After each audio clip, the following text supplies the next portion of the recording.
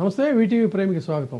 ఆంధ్రప్రదేశ్ పాలనా వ్యవహారాల్లో పేరుకి కూటమి అని చెప్పని బీజేపీ, జనసేన, టీడీపీ 3 పార్టీలు కూటమిగా ఏర్పడినా బట్ పాలనా వ్యవహారాల్లో కీలక నిర్ణయాల్లో కానీ ఒక్కసారిగా సడన్ గా వీళ్ళకి పెద్ద మొత్తంలో పంచిపెట్టేటువంటి భూముల్ని కానీ ఇంకేదన్నా కానీ పంచిపెట్టే వ్యవహారాల్లో కానీ బీజేపీ దగ్గరకు వచ్చేసరికి బీజేపీ ఆటలో అరటి పండు అనేటువంటి సంగతి చాలా స్పష్టంగా అనేక అంశాల్లో తెలిసిపోయింది. అందుకని ఏదో అవసరమైనప్పుడు వాళ్ళని పిలిపించి మామా అని చెప్పని కూర్చోబెట్టుకోవటం తప్ప వేరే ఉండదు. పూర్తిగా వ్యవహారం నడిపిస్తుందంతా ఏంటంటే తెలుగుదేశం పార్టీ ఏ నిర్ణయం తీసుకున్నా తందాన అంటే తందాన అనేటువంటి ఇది ఉంటుంది. కాబట్టి జనసేన ఈ రకమైనటువంటి పోకడలు జనసేనలో కార్యకర్తల స్థాయిలో కూడా ఇది నచ్చడం లేదు. కానీ వాళ్ళు నోరెత్తేటువంటి పరిస్థితి అక్కడ డెమోక్రసీ లేదు.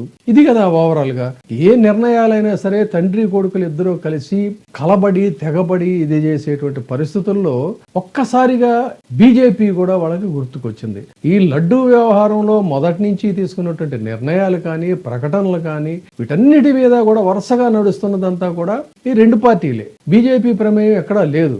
ఏదో ఆ తిరుపతిలో వాళ్ళకు ఉన్నటువంటి వ్యక్తిగతంలో ఒకళ్ళిద్దరు మెంబర్లు లాంటి వాళ్ళు తప్ప పార్టీ పరంగా లేదు. ఈ ఒక్కసారిగా వీళ్ళు హిందూ ముసుగు ధరించేసి వీర హిందువుల్లాగా వీరతాళ్లు వేసేసుకొని విపరీతంగా ఎదుగుతుంటే అసలు హిందూ రాజకీయాల్లో హిందూ పార్టీకి పూర్తిగా పేటెంట్ రైట్స్ ఉన్నటువంటి బీజేపీ ఎందుకు మాట్లాడడం లేదనేదే ఇక్కడ పాయింట్. ఎందుకంటే వాళ్ళల్లో కొంత నిజానికి ఏంటంటే భక్తి భావం ఆధ్యాత్మికత ఉన్నటువంటి మాట అంతో ఎంతో వాస్తవమే. వాళ్ళు కూడా ఏంటంటే వీర సైనికుల్లాగా దీన్ని రాజకీయాలకు వాడుకుంటున్నప్పటికీ కూడా కొంత దైవభక్తో లేకపోతే పాప భీతో ఏదో ఉన్నాయి. ఆ వాటి దృష్ట్యా ఏంటంటే ఇందులో వారు అసలు మనం అలాంటి నిజమైనటువంటి భక్తులు ఉచ్చరించడానికి కూడా మనబోటి వాళ్ళని కూడా ఇష్టపడం. అందులో లడ్డూలో ఆ కొవ్వు కలిసిందని ఈ కొవ్వు కలిసిందనేటువంటి దాన్ని కూడా ఆ భావన కూడా మనకి రాదు, మన నోటి నుంచి కూడా వెలువడదు. అలాంటి వాళ్ళు కూడా బీజేపీలో చాలా మంది ఉన్నారు. సో వాళ్ళు ఎవరు మాట్లాడటం లేదు. ఇదంతా రాద్ధాంతం జరుగుతూ ఉంది, కోర్టు వ్యవహారం ఇదంతా.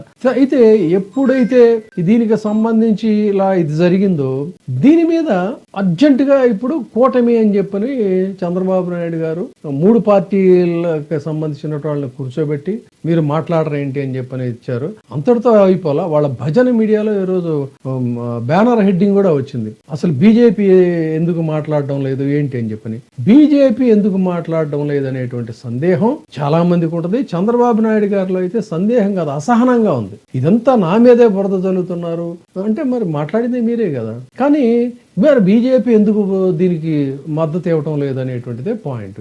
బీజేపీ ఎందుకు మద్దతు ఇవ్వడం లేదు అనే పాయింట్కి వచ్చినప్పుడు ఏంటంటే వాళ్ళకి విస్పష్టంగా తెలుసు ఇది కేవలం ఒక రాజకీయ వికృత క్రీడ తప్ప ఇందులో అలాంటి ఇది లేదు అని వాళ్ళు వేచి చూసేటువంటి ధోరణిలో ఉన్నారు. తర్వాత బీజేపీ మౌనం వెనక కూడా ఇంకొక పాయింట్ కూడా ఉంది.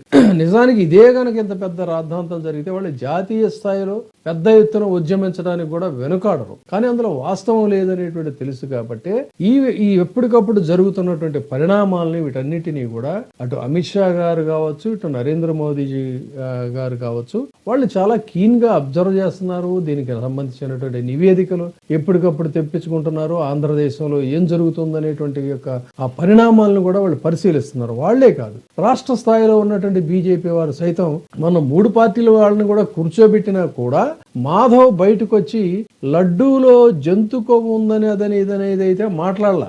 నిజానికి మాట్లాడాలనేటువంటిది చంద్రబాబు నాయుడు గారి కోరిక. మాట్లాడకుండా అందులో కల్తీ జరిగింది, ఇవి జరిగింది, అవి జరిగింది అనేటువంటిదే మాట్లాడాడు. ఆ కల్తీ ఎవరి హయాంలో జరిగింది అనేటువంటిది రేపు కోర్టు నిగ్గు తేలుస్తుంది. అంతే తప్ప మీలోపు ఎప్పుడు కూడా కోర్టులో ఒక వ్యవహారం ఉన్నప్పుడు దాని మీద ఇతర నిర్ణయాలు తీసుకోకూడదు అనేటువంటిది ఒక స్పష్టమైనటువంటి నిబంధన. అది ఆ సబ్జెక్టుకి సంబంధించి. కానీ ఈలోపే తొందరపడిపోయి ఏకసభ్య కమిషన్ వేస్తాం, అత్యున్నత న్యాయస్థానాలు అత్యున్నత దర్యాప్తు సంస్థలు తేల్చలేనిది మీరేంటంటే తేల్చేది ఏకసభ్య కమిషన్ అంటే మీకు అనుకూలంగా ఉండాలి. ఇది వీళ్ళు ఎంత దాకా తెగబడ్డారంటే వీళ్ళ భజన మీడియా ఈ రకమైనటువంటి వీళ్ళకి రుచించనటువంటి నివేదికలు వచ్చాయి కాబట్టి సిబిఐని సిఐడిని కూడా వీళ్ళు తూర్పారబట్టేటువంటి దీనికి తెగబడుతున్నారంటేనే వీళ్ళ యొక్క బరి తెగించిన రాజకీయం ఎంత దాకా వెళ్ళిందనేది మనం అర్థం చేసుకోవచ్చు. సో ఈ పరిణామాలన్నింటినీ గమనిస్తుంది కాబట్టి బీజేపీ వేచి చూసేటువంటి ధోరణిలో ఆ బురద మనకు అనవసరం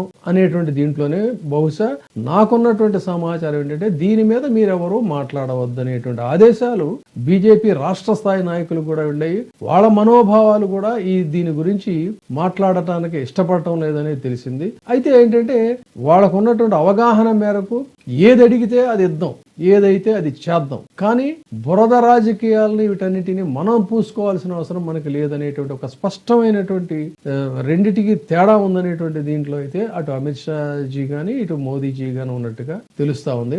దీన్ని ఇది ఇష్టపడటం లేదు. తను చేసేటువంటి వ్యవహారాలన్నిటినీ కూడా ఎస్ అని చెప్పని వాళ్ళు గట్టిగా నోరెత్తి మాట్లాడాలని కోరుకుంటున్నారు. ఆ డిఫరెన్స్ అయితే డెఫినెట్ గా ఎదుగుతా ఉంది. దీనికి సంబంధించి ఇతరత్ర విషయాలు కూడా నేను అవసరమైనప్పుడు మరొక వీడియోలో చెప్తాను. అంటే భవిష్యత్తులో ఈ కూటమి యొక్క స్నేహంలో లోపల అంతర్లీనంగా జరుగుతుంది ఏంటి, ఈ భవిష్యత్తులో రేపు ఒక సంవత్సరం ఏడాది ముందు ఉండగా ఎన్నికల సమయంలో ఏం జరగబోతుంది అనేది it is too early to disclose the facts. కాబట్టి ఆ విషయాలు అవసరమైనప్పుడు చెప్తాను. Thank you. ఇప్పుడే సబ్స్క్రైబ్ చేయండి, లైక్ చేయండి, షేర్ చేయండి.